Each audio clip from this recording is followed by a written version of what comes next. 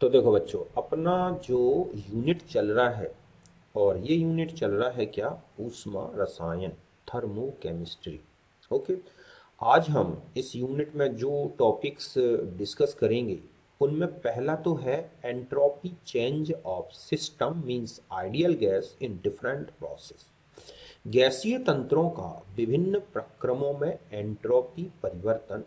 फिर इसके बाद हम मुक्त ऊर्जा और मुक्त ऊर्जा के आधार पर विभिन्न प्रक्रमों की स्पॉन्टिनिटी, स्वतः प्रवर्तन को स्पष्ट करेंगे। ठीक है, तो पहले तो आ जाते हैं entropy change of ideal gases in different process.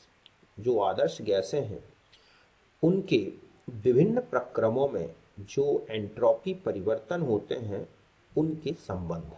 तो देखो, अगर किसी तंत्र का, गैसीय तंत्र का, है ना, ताप और आयतन परिवर्तित होता है, तो ऐसे में होने वाले एंट्रोपी परिवर्तन को हम पहले इस संबंध से means delta S equal to 2.303 N C V log T2 upon T1 plus 2.303 N R log V2 upon V1 इस संबंध से व्यक्त करेंगे जब गैस का ताप और आयतन बदल रहा हो। यहाँ पर एन जो है ना, तो यहाँ एन है गैस के मोल। क्या है ये? गैस के मोल। Cv Cp ये है ऊष्मा धारिताएं स्थिर आयतन पर। ठीक है, और पहली वाली मतलब Cv स्थिर आयतन पर और किसमें? स्थिर दाब पर। ये तो हम पहले भी पढ़ चुके हैं, है ना, कि स्थिर दाब पर और स्थिर आयतन पर ऊष्मा धारिताएं जो व्यक्त की जाती हैं, तो Cv जो है स्थिर आयतन पर ऊष्मा धारिता है, Cp स्थिर दाब पर ऊष्मा धारिता है, N गैस के मोल है, T1 प्रारंभिक ताप है, T2 अंतिम ताप है। ठीक इसी तरह से V1 प्रारंभिक आयतन है, V2 अंतिम आयतन है, और इसी तरह से P1 प्रारंभिक आयतन, P1 प्रारंभिक दाब, P2 अंतिम दाब। तो ये तो है कि जब किसी भी गैस के ताप, और यहाँ पर देखो दूसरा जो संबंध है, जब ताप और दाब में परिवर्तन हो, तो है 2.303 NCP log T2 upon T1 plus 2.303 NR log V1 upon V2। यहाँ तक बात क्लियर है अच्छी तरह से। अब हम आगे बढ़ते हैं। अब हमें इन्हीं दो संबंधों से जो अलग अलग प्रक्रम है, समतापी प्रक्रम, सम आयतनी प्रक्रम, समदाबी प्रक्रम, रुद्धोष्म प्रक्रम, इन प्रक्रमों में गैस के या तंत्र के एंट्रोपी परिवर्तन को निकालना है। ठीक है, तो ये तंत्र के लिए है बच्चों। अब एक एक करके आते हैं। पहला है आइसोथर्मल प्रोसेस। तो तापमान स्थिर होगा। हालांकि मैंने आइसोथर्मल प्रोसेस का एंट्रोपी परिवर्तन पहले भी बता दिया है, और यहाँ पर भी हम इन्हीं दोनों संबंधों से निकाल सकते हैं। देखो कि हम अगर समतापी प्रक्रम, तो तापमान स्थिर होगा मीन्स T1 और T2 बराबर होंगे। ऐसे में इन दोनों संबंधों में से पहला स्टेप हट जाएगा, तो बचेगा क्या? अगर हम पहले वाले के अनुसार देखें तो बचेगा 2.303 NR log V2 upon V1, और अगर हम दूसरे संबंध से देखें तो 2.303 NR log P1 upon P2। समझ गए ना? वैसे भी V2 upon V1 equal to होता है P1 अपॉन P2, तो इसी को ऐसा भी लिख सकते हैं, और हमने इसके न्यूमेरिकल्स किए भी हैं इससे पहले वाले वीडियो में, है ना। दूसरा है आइसोकोरिक प्रोसेस, सम आयतनी प्रक्रम। एक ऐसा प्रक्रम जिसमें आयतन नहीं बदलेगा, मीन्स V1 और V2 बराबर होंगे। तो अगर हम पहले वाले स्टेप में से V1 ये वाला स्टेप में V2 और V1 बराबर रख देंगे, तो ये स्टेप हट जाएगा। तो हमारे पास जो बचेगा वो होगा 2.303 NCV log T2 upon T1। Means इस प्रक्रम में अगर आपको एंट्रोपी चेंज निकालना है तो तंत्र के ताप में परिवर्तन से निकाल सकते हैं, या फिर चूंकि ताप और दाब एक दूसरे के समानुपाती हैं, तो जहां हम T2 ले रहे हैं वहां P2 ले लें, और जहां T1 ले रहे हैं वहां P1 ले लें। तो हमें अगर आइसोकोरिक प्रोसेस है, उसमें ताप बदल रहा हो या फिर दाब बदल रहा हो और एंट्रोपी चेंज पूछा गया हो तो आप इन संबंधों का यूज कर सकते हैं। आइसोकोरिक प्रोसेस में दाब स्थिर है, आयतन स्थिर है तो दाब परिवर्तित हो सकता है। ठीक इसी तरह से आयतन स्थिर है तो तंत्र के ताप में भी परिवर्तन हो सकता है। ठीक है, फिर हम आते हैं आइसोबारिक प्रोसेस। ऐसा प्रोसेस जिसमें दाब स्थिर होगा, मींस प्रारंभिक और अंतिम दाब समान बने रहेंगे। तो हम दूसरे वाले इस वाले रिलेशन में यहाँ से P1 और P2 को बराबर करेंगे तो ये वाला स्टेप हट जाएगा, तो हमारे पास बचेगा 2.303 NCP log T2 upon T1। चूंकि ताप और आयतन एक दूसरे के समानुपाती है तो हम इसको ऐसा भी लिख सकते हैं 2.303 NCP log V2 upon V1। तो ये है समदाबी प्रक्रम। यहां तक बात समझ गए। तो दाब अगर स्थिर है तो आयतन बदल सकता है, ताप बदल सकता है। फिर आते हैं एडियाबैटिक प्रोसेस। तो एडियाबैटिक प्रोसेस में हम जानते हैं कि जीरो होगा, ठीक है, रुद्धोष प्रक्रम मतलब। तो ऐसे में डेल्टा एस जीरो आएगा, मतलब है तंत्र की एंट्रोपी में कोई चेंज नहीं आएगा। इस तरह से एडियाबैटिक प्रोसेस। तो यहां तक बात क्लियर है अच्छी तरह से। तो ये थे अलग अलग प्रक्रमों के एंट्रोपी परिवर्तन। इसके अलावा मैंने आपको उत्क्रमणीय प्रक्रम का एंट्रोपी परिवर्तन, अनुत्क्रमणीय प्रक्रम का एंट्रोपी परिवर्तन पहले ही बता चुका हूं, है ना। यहाँ पर जो और अदर जो प्रोसेस थे बचे हुए उनमें भी एंट्रोपी परिवर्तन के रिलेशंस बताए। न्यूमेरिकल भी हो सकते हैं इसमें, ठीक है। पदार्थ की परम एंट्रोपी का निर्धारण निम्न संबंध से करते हैं। हाँ, एक और चीज बता दूं कि ऊष्मागतिकी के तृतीय नियम से ये संबंध निकाला गया है। वहां पर जो है ये मान के कि परम ताप 0 केल्विन पर जो पूर्ण रूप से आदर्श क्रिस्टल है, ठीक है, परफेक्टली क्रिस्टलाइन सॉलिड्स होते हैं, उनका एंट्रोपी चेंज जीरो होता है। तो इस तरह से किसी भी ताप पर, जीरो को छोड़कर किसी भी ताप पर अगर किसी भी पदार्थ को रखा गया है तो उसकी परम एंट्रोपी का निर्धारण करना है तो हम इस संबंध से कर सकते हैं 2.303 CP log T पर मोल के एक मोल का एंट्रोपी चेंज निकाल सकते हैं। ध्यान रखें कि जो तंत्र है उसकी परम आंतरिक ऊर्जा, परम मुक्त ऊर्जा नहीं निकाली जा सकती, लेकिन परम एंट्रोपी निकाली जा सकती है। ठोस, द्रव, गैस, किसी भी अवस्था में, तत्व, यौगिक, कुछ भी हो, तो ये संबंध यूज होता है। ये ऊष्मागतिकी का तृतीय नियम का भी गणितीय संबंध है, जहां T ताप हो गया केल्विन में और ST का मतलब है पदार्थ की T केल्विन पर परम एंट्रोपी। ओके, अब हम आगे बढ़ते हैं। नेक्स्ट है हमारे पास मुक्त ऊर्जा, या इसी को बोलते हैं गिब्स ऊर्जा, फ्री एनर्जी, सिंबल है G। तो देखो बच्चों, मुक्त ऊर्जा शब्द से ही पता चल रहा है कि किसी तंत्र की वो ऊर्जा जो कार्य करने के लिए मुक्त रहती है, मींस तंत्र में उपलब्ध रहती है। मतलब अगर हमारी बॉडी में टोटल जितनी भी एनर्जी है, हम उस पूरी एनर्जी को कार्य में नहीं बदल सकते।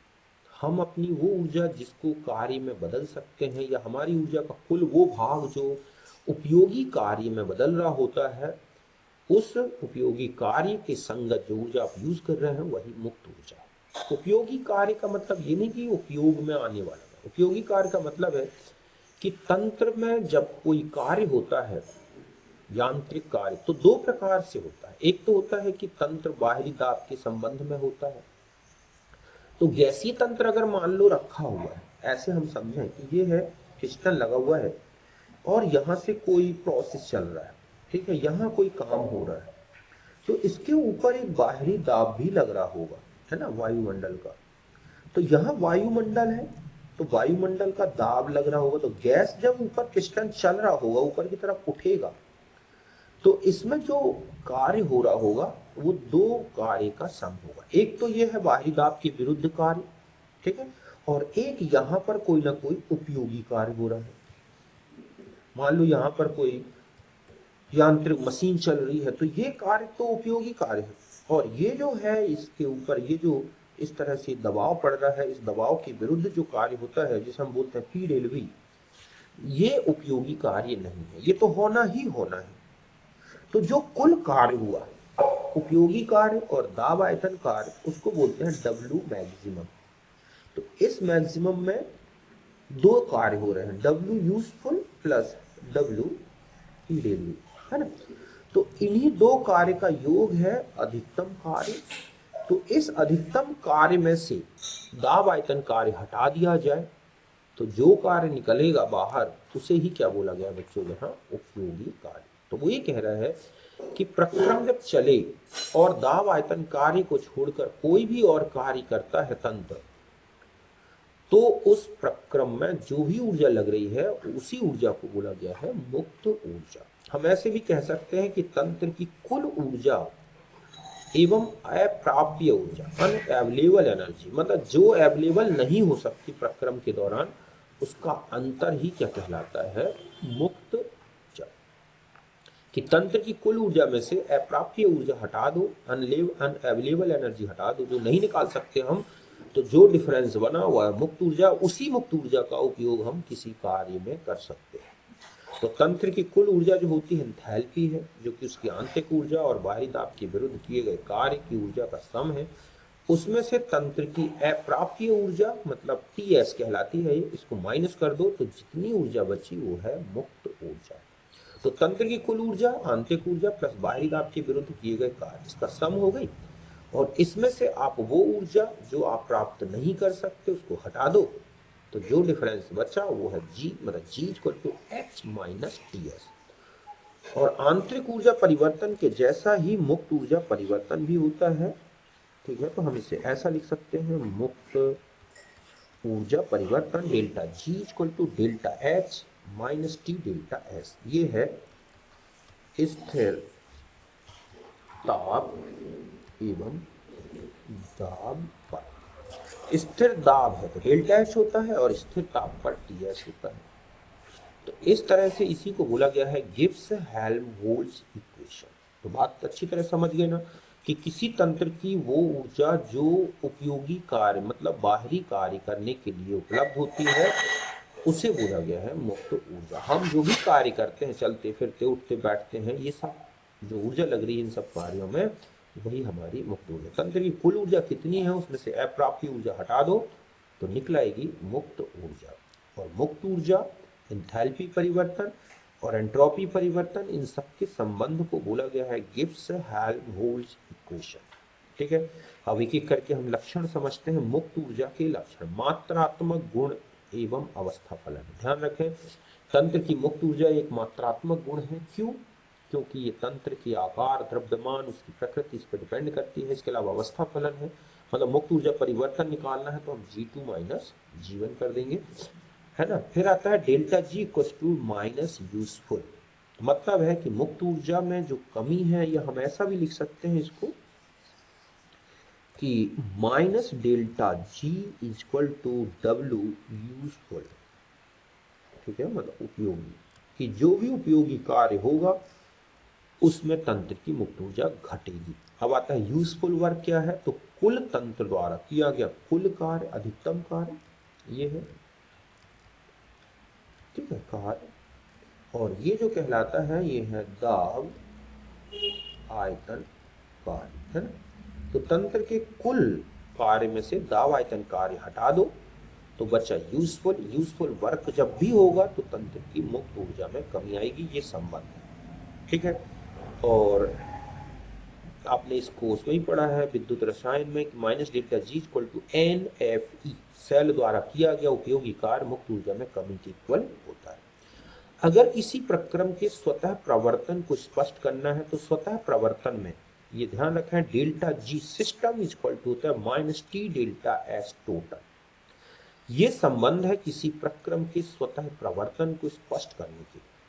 डेल्टा एस टोटल है सराउंडिंग, मतलब यहां पर अपन ने पढ़ा है कि ये हो गए तंत्र और वातावरण, तो मतलब ये वातावरण का एंट्रोपी परिवर्तन प्लस यहां से ये किसका है, तंत्र का। इनको जोड़ दो तो कुल एंट्रोपी परिवर्तन प्रोसेस का निकलाएगा, मतलब ये है, ठीक है, प्रक्रम में कुल एंट्रोपी परिवर्तन, ठीक है, जो हमने पहले ही पढ़ दिया है।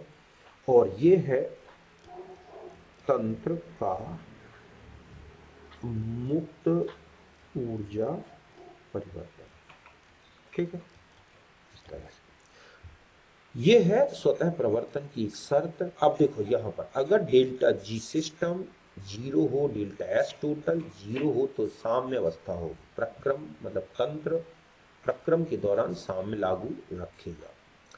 अगर मान लो ये निगेटिव है डेल्टा जी और डेल्टा एस पॉजिटिव आएगा, ऑटोमेटिक है कि अगर डेल्टा जी निगेटिव है तो डेल्टा एस हमेशा ही पॉजिटिव आएगा, क्योंकि टी तो हमेशा पॉजिटिव होता है। तो ऐसा प्रक्रम स्वतः चलेगा, मतलब जिसके चलने में तंत्र की मुक्त ऊर्जा में कमी आ जाए और तंत्र के कणों में बिखराव आ जाए या नियमितता आ जाए तो ऐसे प्रक्रम स्वतः चलेंगे। और तीसरी शर्त है कि अगर डेल्टा जी सिस्टम पॉजिटिव है, डेल्टा एस टोटल नेगेटिव है तो ऐसा प्रक्रम किसी भी अवस्था में स्वतः नहीं चलेगा। बात यहां तक क्लियर है? तो ये हो गया हमारा स्वतः प्रवर्तन के शर्त। अब देखो गिब्स हेल्महोल्ट्ज समीकरण एवं स्वतः प्रवर्तन, मतलब गिब्स हेल्महोल्ट्ज समीकरण द्वारा विभिन्न प्रक्रमों के स्वतः प्रवर्तन, स्पॉन्टिनिटी, ठीक है, इसको बोलते हैं क्या बच्चों? Spontaneity, spontaneity of process. किसी भी प्रक्रम के प्रवर्तन का शर्त क्या है, हेल्महोल्ट्ज समीकरण से स्पष्ट करेंगे हम, और बहुत ही इंपॉर्टेंट है, इसमें से आप देखोगे क्वेश्चन बन जाते हैं। अब देखो प्रक्रम दो प्रकार के मैन हो सकते हैं, ऊष्माक्षेपी या ऊष्माशोषी। हमें यहाँ ऊष्माक्षेपी ऊष्माशोषी इसीलिए लेना है क्योंकि डेल्टा जी में डेल्टा एच आया है, तो हमें प्रक्रम की जो है प्रकृति भी देखनी होगी। तो पहला है ऊष्माक्षेपी प्रक्रम का प्रवर्तन। तो देखो ऊष्माक्षेपी प्रक्रम वो हैं जिसमें डेल्टा एच हमेशा निगेटिव होगा, ऊष्मा का उत्सर्जन होगा। डेल्टा एस पॉजिटिव और निगेटिव दोनों हो सकते है ना। ऊष्माक्षेपी प्रक्रम का प्रवर्तन में डेल्टा एच निगेटिव लेना हमेशा। अब डेल्टा एस निगेटिव भी हो सकता है, पॉजिटिव। अब देखो एक एक करके समझें कि डेल्टा एच निगेटिव है और डेल्टा एस पॉजिटिव है। जैसे दहन प्रक्रम, आप किसी चीज को जलाएंगे तो ऊष्मा का उत्सर्जन होगा, मीन्स डेल्टा एच निगेटिव होगा, और डेल्टा एस पॉजिटिव क्योंकि धुआं बन के उसके पार्टिकल बिखर जाएंगे, गैसियस स्टेट में अनियमितता बढ़ेगी। तो delta G equal to delta H minus T delta S में अगर हम इस संबंध में ये न्यूमेरिकली यानी कि साइन न्यूमेरिकली रखें तो यहाँ डेल्टा एच की जगह निगेटिव वैल्यू रखी जाएगी, टी तो पॉजिटिव होगा, और डेल्टा एस की जगह न्यूमेरिकली पॉजिटिव वैल्यू रखेगी। तो डेल्टा जी का जो भी रिजल्ट आएगा, टी जो भी टेम्परेचर है और उसके साथ जो न्यूमेरिकल वैल्यू आएगी वो सब निगेटिव आएगा। मतलब डेल्टा जी का रिजल्ट हमेशा टेम्परेचर चाहे कम हो चाहे ज्यादा हो, डेल्टा जी निगेटिव ही रहेगा। मीन्स प्रक्रम प्रत्येक ताप पर स्वतः चलेगा। मतलब उच्च ताप कर दो तो भी डेल्टा जी निगेटिव रहेगा, निम्न ताप कर दो तो भी डेल्टा जी निगेटिव रहेगा। ऐसे प्रक्रम जिनके चलने से एंथैल्पी जो है घट रही हो और एंट्रोपी अनियमितता बढ़ रही है, ऐसे प्रक्रम हर स्थिति में स्वतः चलते हैं। और जैसे दहन प्रक्रम, आप ठंड में आग लगा दो चाहे गर्मी में, चलती रहेगी। समझ गए ना। और ये हम पहले भी स्पष्ट कर चुके हैं जहां पे मैंने आपको बताया था स्वतः प्रवर्तन के जो है प्रेरक बल। दूसरी कंडीशन इसी में ऊष्माक्षेपी में ऐसे भी हो सकती है कि डेल्टा एच निगेटिव हो और डेल्टा एस भी निगेटिव हो। जैसे संघनन है ना, संघनन गैसों का हो, या हम इसी को कठोरीकरण भी, अगर लिक्विड से सॉलिड में कोई चीज जा रही है, क्रिस्टलीकरण में भी ऐसा हो सकता है ना। तो अगर आप इसमें देखोगे तो डेल्टा एच तो निगेटिव होगी, संघनन होगा तो गैस सीधा लिक्विड में जाएगी तो ऊष्मा का उत्सर्जन होगा, और डेल्टा एच तो निगेटिव होगा क्योंकि संघनन में क्रिस्टल बनेंगे, कण बनेंगे जो कि अव्यवस्थित थे और व्यवस्था की तरफ चलेंगे।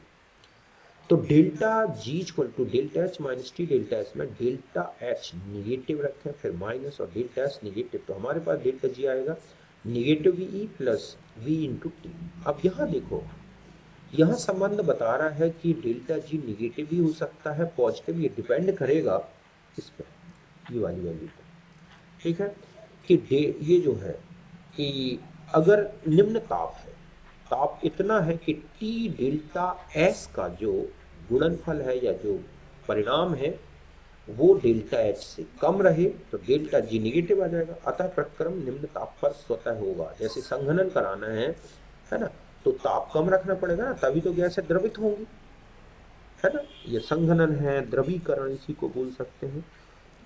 तो ये गैस है, अगर द्रवीकरण कराना है तो ताप निम्न रखना होगा। तो सीधा सीधा स्पष्ट चल रहा है कि अगर तापमान कम रखोगे तो टी डेल्टा एस का जो परिमाण है वो डेल्टा एस से कम रहेगा, और ऐसे में डेल्टा जी निगेटिव हो जाएगा, प्रक्रम स्वतः चलेगा। जैसे क्रिस्टलीकरण है, द्रवीकरण है, संघनन है, निम्न ताप पर ही हो सकते हैं, उच्च ताप पर नहीं होंगे। अगर उच्च ताप की बात करें तो टी डेल्टा एस, क्योंकि देखो delta S delta H temperature से परिवर्तित नहीं होते, परिवर्तित हो सकता है टी डेल्टा एस का परिणाम। ध्यान रखें, यहां पर एक पॉइंट लिख देता हूं, ये बहुत ही काम का है कि ताप परिवर्तन, ठीक है, से डेल्टा एच तथा डेल्टा एस के परिमाण नहीं बदलते, ठीक है, नहीं बदलते, केवल टी डेल्टा एस बदल सकता है। क्योंकि आप ये तो स्थिर है, ये बढ़ाओगे घटाओगे तो टी डेल्टा एस, तो इस तरह से उच्च ताप पर टी डेल्टा एस की वैल्यू ज्यादा हो जाएगी डेल्टा एस से, और डेल्टा जी क्या बन जाएगा बच्चों, पॉजिटिव। ऐसा क्यों? क्योंकि अगर हम टेम्परेचर चेंज करेंगे तो डेल्टा एच नहीं बदलेगा, लेकिन टी डेल्टा एस बदल जाएगा। डेल्टा एस डेल्टा एच यहाँ पर गलत लिख जाएंगे, यहाँ पर आएगा डेल्टा एच। तो ऐसे में गुणनफल टी डेल्टा एस का डेल्टा एस से ज्यादा हो जाएगा और डेल्टा जी पॉजिटिव आएगा, मतलब प्रक्रम उच्च ताप पर नहीं होगा। बात क्लियर है? तो इस तरह से देखो, एक ताप की लिमिट भी ऐसी आएगी जहां पर साम्य में मतलब है दोनों बराबर हो जाएंगे। जैसे हम ये कहें कि एक लिमिट है कि निम्न ताप रखा तो डेल्टा जी निगेटिव आ गया, उच्च ताप रखा तो पॉजिटिव आ गया, लेकिन इन दोनों ताप के बीच में एक ऐसा ताप भी होगा जहां पर डेल्टा एच और टी डेल्टा एस बराबर हो जाते हैं। उस ताप को बोलते हैं साम्य ताप।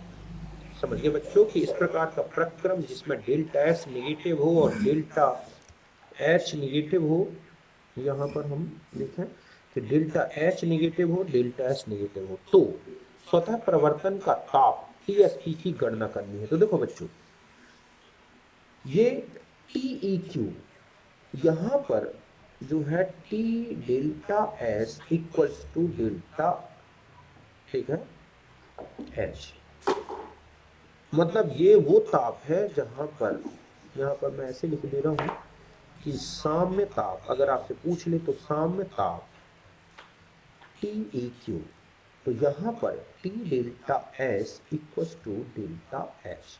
तो डेल्टा जी जीरो होगा तो इसे बोलेंगे साम्यावस्था। तो सबसे पहले तो इस तरह से, तो पहले हम साम्य ताप निकाल लें।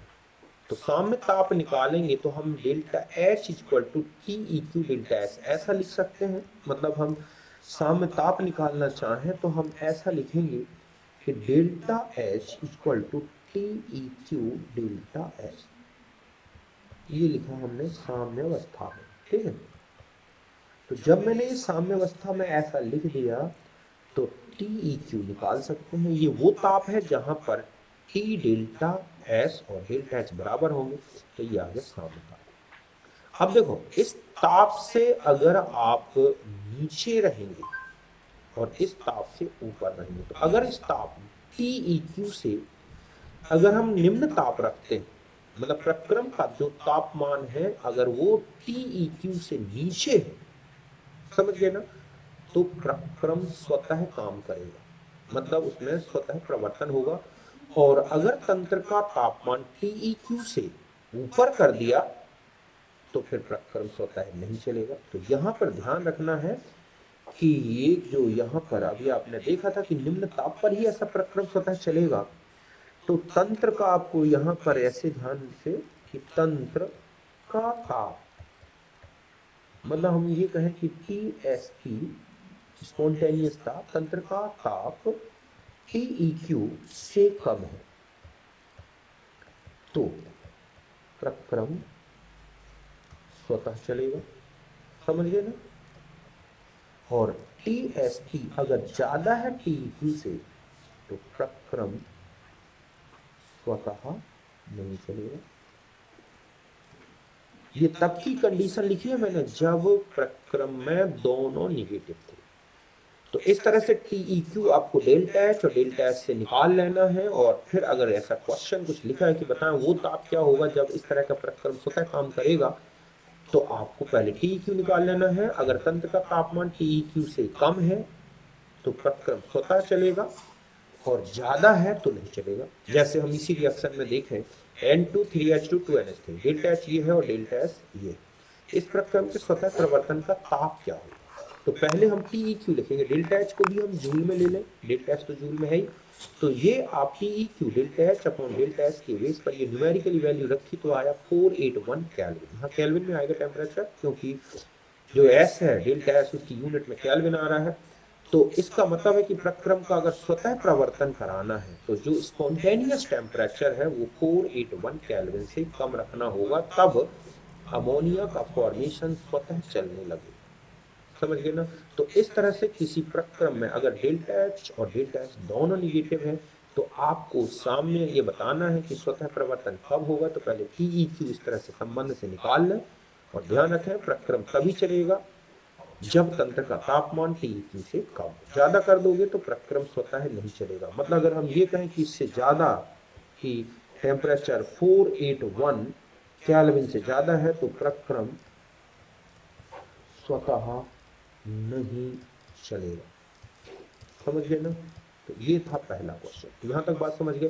तो ये था ऊष्माक्षेपी प्रक्रम में होने वाला परिवर्तन, ये वो मतलब स्वतः प्रवर्तन। अब हम आते हैं ऊष्मा शोषी प्रक्रम। तो देखो बच्चों, ऊष्मा शोषी प्रक्रम वो प्रक्रम है जिसमें तंत्र का एंथैल्पी चेंज हमेशा पॉजिटिव रहेगा, और डेल्टा एस पॉजिटिव भी हो सकता है और निगेटिव। अब हम दो कंडीशन लेते हैं कि डेल्टा एच भी पॉजिटिव है और डेल्टा एस भी पॉजिटिव है। मीन्स जैसे वाष्पीकरण, तो वाष्पीकरण में ऊष्मा का अवशोषण होगा और तंत्र अपनी लिक्विड स्टेट से गैसियस में जाएगा, द्रव अवस्था से वाष्प अवस्था में, गैस में, तो डेल्टा एस भी पॉजिटिव होगा। तो delta G equal to delta H minus T delta S में ये वैल्यू रखोगे, डेल्टा एच की जगह पॉजिटिव और डेल्टा एस की जगह पॉजिटिव, तो सीधा सीधा है कि डेल्टा जो जी का डिफरेंस है वो इन दोनों की पॉजिटिव वैल्यू पे डिपेंड करेगा। अगर ताप निम्न रखोगे तो टी डेल्टा एस कम रहेगा डेल्टा एच से, ऐसे में डेल्टा जी पॉजिटिव आ जाएगा। फिर से समझना, डेल्टा एच भी पॉजिटिव है, टी डेल्टा एस में डेल्टा एस भी पॉजिटिव है, तो डेल्टा जी इन दोनों के डिफरेंस पे डिपेंड करेगा। तापमान कम रखोगे तो टी डेल्टा एस की वैल्यू कम रहेगी डेल्टा एच से, ऐसे में डेल्टा जी पॉजिटिव आएगा, प्रक्रम स्वतः नहीं होगा। मतलब है निम्न ताप पर ये प्रक्रम नहीं होंगे। उच्च ताप रखें तो टी डेल्टा एस की वैल्यू डेल्टा एस से ज्यादा हो जाएगी। मीन्स इस डिफरेंस में टी डेल्टा एस अगर ज्यादा हो गया डेल्टा एस से, तो ऐसे में रिजल्ट निगेटिव आ जाएगा और प्रक्रम में स्वतः प्रवर्तन होने लगेगा। बात क्लियर है? तो इस तरह से जो ऊष्मा शोषी प्रक्रम है वो उच्च ताप पर ही स्वतः चलते हैं। वाष्पीकरण कभी ठंडे में ज्यादा नहीं चलता, वाष्पीकरण के लिए हमें उच्च ताप की आवश्यकता होगी। अब हम यहां आ जाते हैं, मान लो डेल्टा एच पॉजिटिव है और डेल्टा एस निगेटिव है। दूसरी स्थिति देखो, पहली में तो मैंने बताया दोनों पॉजिटिव थे। अब एक और स्थिति बन सकती है, डेल्टा एस तो पॉजिटिव ही रहेगा, डेल्टा एस निगेटिव, और अगर आप डेल्टा जी निकालोगे तो सोचो डेल्टा एच की जगह पॉजिटिव और डेल्टा एस की जगह निगेटिव, तो ये दोनों जो वैल्यूज जुड़ जाएंगी और ये रिजल्ट पॉजिटिव ही आएगा। मतलब ऐसे प्रक्रम में डेल्टा जी हमेशा ही क्या आएगा बच्चों? पॉजिटिव। ऐसा प्रक्रम किसी भी ताप परास में स्वतः नहीं चलेगा। मतलब ये सबसे ज्यादा अनफेवरेबल प्रक्रम है। ऐसे प्रक्रम किसी भी ताप पर स्वतः नहीं चलते, ये अनुत्क्रमणीय होते हैं हमेशा। ये कैसे होंगे? अनुत्क्रमणीय, और ठीक है, अनुत्क्रमणीय नहीं, सॉरी, ये स्वतः प्रक्रम होंगे मतलब। और इनको चलाने के लिए हमेशा बाहरी बल की जरूरत है। अब आता है कि अगर ऐसा कोई भी प्रक्रम दे दिया जाए जिसमें डेल्टा एच पॉजिटिव और डेल्टा एस पॉजिटिव हो, और आपसे पूछे कि बताएं वो ताप क्या होगा, स्वतः प्रवर्तन का ताप टीएसपी, तो आपको करना क्या है? वही फिर से आपको कि साम्य ताप निकालना है। ठीक है, साम्य ताप, साम्य ताप में टी क्यू, जहां पर delta H equal to T delta S बराबर हो जाते हैं, तो डेल्टा जी जीरो हो जाएगा। तो ये टीई क्यू, ये टीई क्यू है, तो टीई क्यू जो है निकाल लिखना है डेल्टा एच और डेल्टा एस से, बिल्कुल जैसे ऊपर निकाला। बस इतना ध्यान रखना है कि इस प्रक्रम में साम्य अवस्था लागू करानी है, सॉरी प्रवर्तन स्वतः कराना है। तो साम्य ताप जो है, ताप जो ये स्वतः प्रवर्तन का जो ताप है वो साम्य ताप से ज्यादा होना चाहिए। फिर से समझें, ये तो बात समझ गए कि ऐसा प्रक्रम जो कि क्या हो बच्चों, ऊष्मा शोषी हो और डेल्टा एच और डेल्टा एस दोनों पॉजिटिव हो, तो जो प्रक्रम के स्वतः प्रवर्तन का ताप टीएसपी निकालना है। तो वो कैसे ज्ञात करोगे, तो सबसे पहले आप TEQ मतलब साम्य ताप निकाल लो डेल्टा एच और डेल्टा एस से। और बस ये ध्यान रखना है कि प्रक्रम स्वतः चलेगा तो जो इसके स्वतः प्रवर्तन का ताप है वो साम्य ताप से ज्यादा होना चाहिए। मतलब प्रक्रम तभी स्वतः चलेगा जब हम तंत्र का तापमान इसके साम्य ताप से ज्यादा कर दें। और वैसे भी आप जानते हैं कि जो ऊष्मा शोषी प्रक्रम है वो उच्च ताप पर ही चलते हैं। जैसे ये question, PbO plus C equal to PbS plus CO, delta H है 108.4 kilo joule per mole, delta S 190 joule kelvin mole inverse. तो बताएं कि वह ताप क्या होगा जिस पर अभिक्रिया स्वतः चलेगी। तो पहले आप साम्य ताप निकाल लिया आपने डेल्टा एच, और डेल्टा एच जो आया 570.5 केल्विन। इसका मतलब है कि ऐसे प्रक्रम को स्वतः चलना है तो तापमान तंत्र का 570.5 केल्विन से ज्यादा होना चाहिए। तो समझ गए ना कि ऊष्माक्षेपी प्रक्रम में ये जो स्वतः प्रवर्तन का ताप था वो साम्य ताप से कम था, और ऊष्मा शोषी में जो स्वतः प्रवर्तन का ताप है वो साम्य ताप से अधिक है। तो इस तरह के क्वेश्चंस आपको मिलेंगे। तो यहाँ तक आज हम एक्सप्लेन कर लेते हैं। बाकी इसके बाद प्रवास्था परिवर्तन में एंट्रोपी चेंज है, एक संबंध और आएगा। इसके बाद एक है मुक्त ऊर्जा परिवर्तन और साम्य स्थिरांक में संबंध, जो हम अगले टर्म में लेंगे। तो यहाँ तक बात क्लियर है, मिलते हैं नेक्स्ट वीडियो में।